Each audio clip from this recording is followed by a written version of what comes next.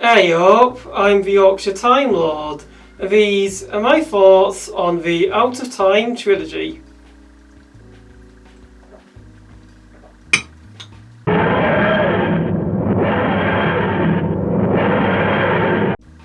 Okay, so I love a good multi-Doctor adventure, and Big Finish gave us three of them with the Out of Time Trilogy. One with the 10th Doctor and the 4th Doctor, one with the 10th Doctor and the 5th Doctor, and also one with the 10th Doctor and the 6th Doctor. The first of these was Out of Time, and that one featured the 10th Doctor and the 4th Doctor. It's a Dalek story, and I love Dalek stories because Daleks are absolutely my favourite Doctor Who monsters.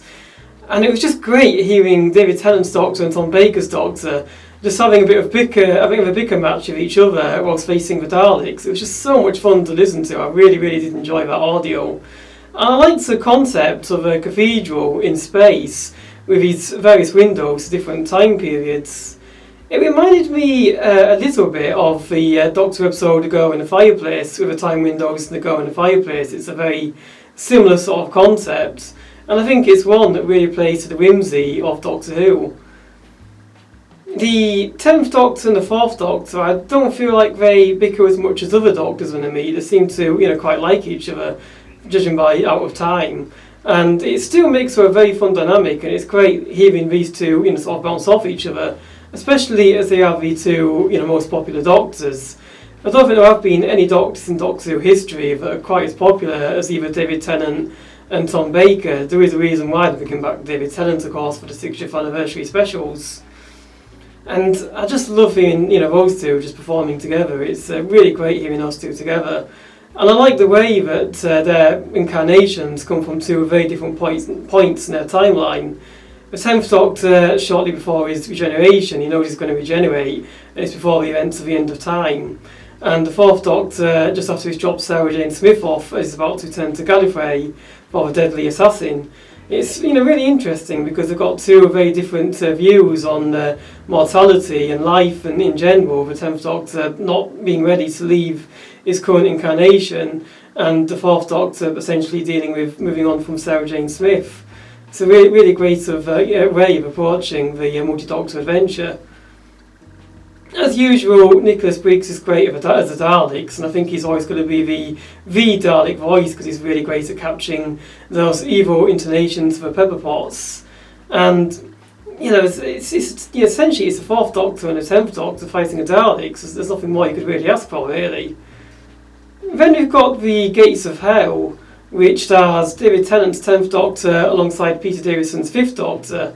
This one, I kind of feel like we all knew a bit more what to expect because we saw those two incarnations meet already in Time Crash. And their meeting here is just as fun as it was in Time Crash. David Tennant and Peter Davison just really work well together. And I think, if anything, it's even better now that they are actually related through a marriage. Now that Peter Davison is David Tennant's father-in-law, I think it adds that extra dimension to their performance that was missing in Time Crash. I like the idea as well of a Cyberman invasion that goes through goes through Paris history. So it's not just one time period, but it's an invasion that stretches back throughout the history of Paris. I thought that was like a really novel timey-wimey concept, and it means that the 10th and the 5th Doctors take a more measured approach compared to the earlier adventure with the 10th Doctor and the 4th Doctor. It's not so much an action story. They take more time to think about the situation, to do research in the library, and they try to essentially contemplate how to stop the Cybermen and where they need to travel back to find the source of the Cybermen's invasion. I thought that was a really interesting way of approaching this multi-Doctor adventure. And probably the most unique one is the final one in the Out of Time trilogy, which is David Tennant's 10th Doctor paired with Colin Baker's 6th Doctor. These two are just fantastic together. Now they are just constantly bickering as the 6th and the 10th Doctor, and they really play into those incarnations' more arrogant side, which I think really rubs off both of them because they both had moments in their eras where they've been quite arrogant and full of their own self-importance. It allows us to see, it allows David Tennant to play different aspects of his performance as the 10th Doctor that normally comes across in multi-Doctor adventures.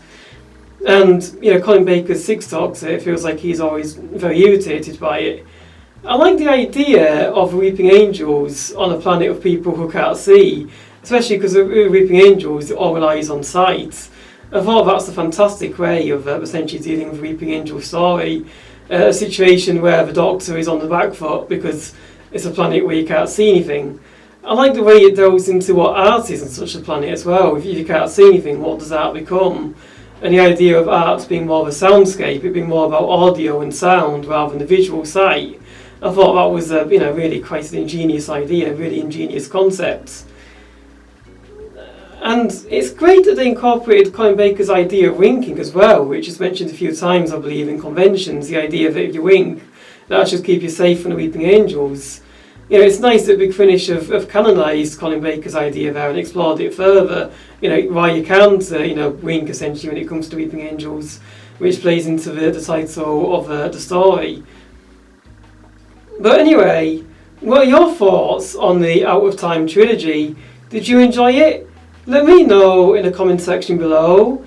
And if you like what you see, don't forget to like, comment and subscribe.